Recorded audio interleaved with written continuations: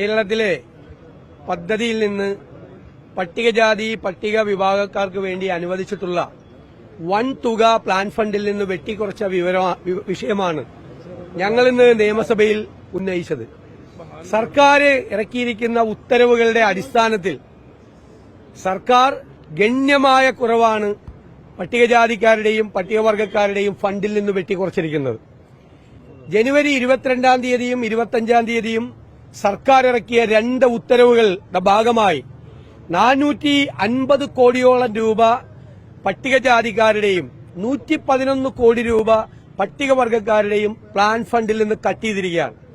ഉള്ള പ്ലാന്റെ എക്സ്പെൻഡിച്ചർ തന്നെ, അതിന്റെ ചെലവ് തന്നെ 50% താഴെയാണ്. വെട്ടിക്കുറച്ചിട്ടും പ്ലാൻ ഫണ്ടിന്റെ എക്സ്പെൻഡിച്ചർ താഴെയാണ്. നമുക്കറിയാവുന്നത് സംസ്ഥാനത്തിന്റെ പദ്ധതി കഴിഞ്ഞ 3-4 വർഷക്കാലമായി ഒരു മാറ്റമില്ലാതെ 30,000 കോടിയിൽ തുടരുകയാണ്. ഈ പ്ലാനിന്റെ 10% പട്ടികജാതിക്കാർക്കും 2% പട്ടികവർഗക്കാർക്കും കിട്ടണം.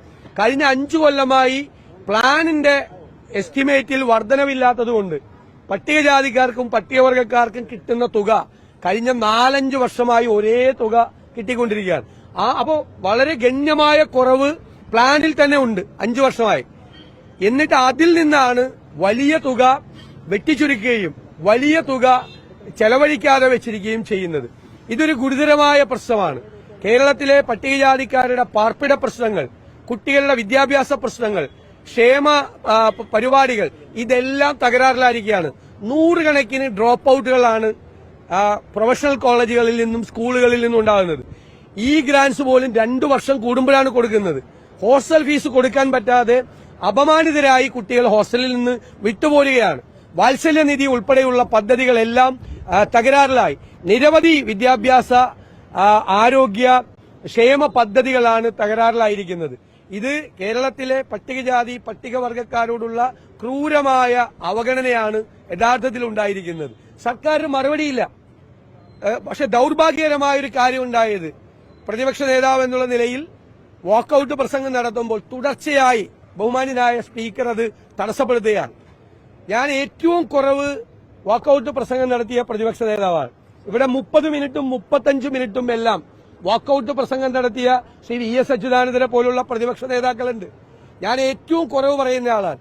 9ാമത്തെ മിനിറ്റിൽ ഒരു കാലത്തും ഈ കേരളത്തിന്റെ നിയമസഭാ ചരിത്രത്തിൽ ഒരു സ്പീക്കറും ഒരു പ്രതിപക്ഷ നേതാവിനോടും ചെയ്യാത്ത ഇടപെടലാണ്.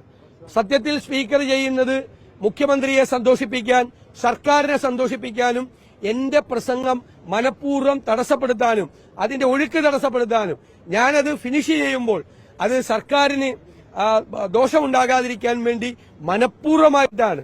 ഈ ബാക്ക് ബെഞ്ചിൽ നിന്ന് അംഗങ്ങൾ ബഹളമുണ്ടാക്കുന്ന ലാഘവത്വത്തോടുകൂടി നിരവധി പ്രാവശ്യം, ഇന്നലെ 5 പ്രാവശ്യം സ്പീക്കർ ഇടപെട്ടു. 5 പ്രാവശ്യം 8 മിനിറ്റ് 9 മിനിറ്റ് ആകുമ്പോൾ ഇടപെടുകയാണ്. അപ്പൊ അതിൽ കൂടി പ്രതിഷേധിച്ചുകൊണ്ടും ഈ വിഷയം ഗൌരവത്തോടുകൂടി മുഴുവൻ ഈ വിഷയങ്ങൾ അവതരിപ്പിക്കാൻ മറ്റു പ്രതിപക്ഷ നേതാക്കൾക്ക് കൂടി അവസരം കിട്ടാത്തൊരു രീതിയിലാണ് കാര്യങ്ങൾ പോകുന്നത്. ഞങ്ങൾ സർക്കാരിന്റെ ഈ നിലപാടിൽ പ്രതിഷേധിച്ചും സ്പീക്കറുടെ ഈ നടപടിയിൽ പ്രതിഷേധിച്ചുകൊണ്ടുമാണ് ഞങ്ങൾ ഇന്ന് സഭാ നടപടികൾ ഇന്ന് സ്തംഭിപ്പിച്ചത്. അതോടൊപ്പം തന്നെ ഒരു കാര്യം പ്രത്യേകമായി ഇതിന്റെ ഭാഗമായി തുടർച്ചയായി ആന ചവിട്ടിക്കൊല്ലുകയാണ് ആളുകളെ. സർക്കാർ ഇപ്പോഴും നിസ്സംഗരായിരിക്കുകയാണ്. ഒന്നും ചെയ്യാനില്ലാത്ത മട്ട് സർക്കാർ ഇരിക്കുകയാണ്. 5 പേരെയാണ് ഈ ആഴ്ച ആന ചവിട്ടിക്കൊന്നത്. ചൂട് കൂടുകയാണ്. വീണ്ടും ആന പുറത്തേക്ക് ഇറങ്ങുമെന്ന് പറയുന്നത്.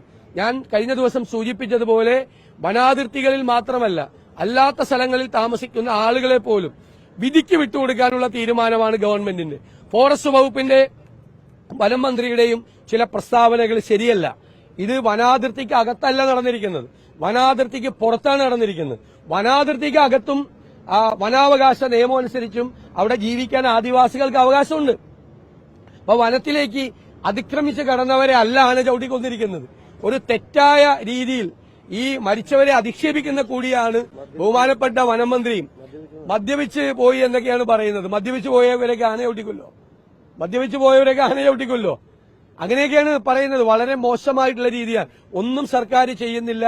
അവരെ വലിയ പ്രയാസത്തിലേക്ക് തള്ളിവിടുകയും ചെയ്യണം. അതോടൊപ്പം തന്നെ അവിടെ പത്തനംതിട്ടയിൽ ഒരു കാപ്പ കേസിൽ ഒരു പ്രതിയെ നാടുകടത്തി. പത്തനംതിട്ടയിലെ CPM ജില്ലാ സെക്രട്ടറി മഹാത്മാഗാന്ധിയായിട്ടാണ് ആ കാപ്പ പ്രതിയെ താരതമ്യം ചെയ്തിരിക്കുന്നത്. മഹാത്മാഗാന്ധി ജയിലിൽ പോയ പോലെയാണ് ഇയാൾ ജയിലിൽ പോയതെന്നാണ്. വലിയ ഗുരുതരമായ ക്രിമിനൽ കേസിലെ പ്രതിയെ മന്ത്രി മാലയിട്ട് സ്വീകരിച്ച് പാർട്ടിയിലേക്ക് കൊണ്ടുവന്നതാണ്.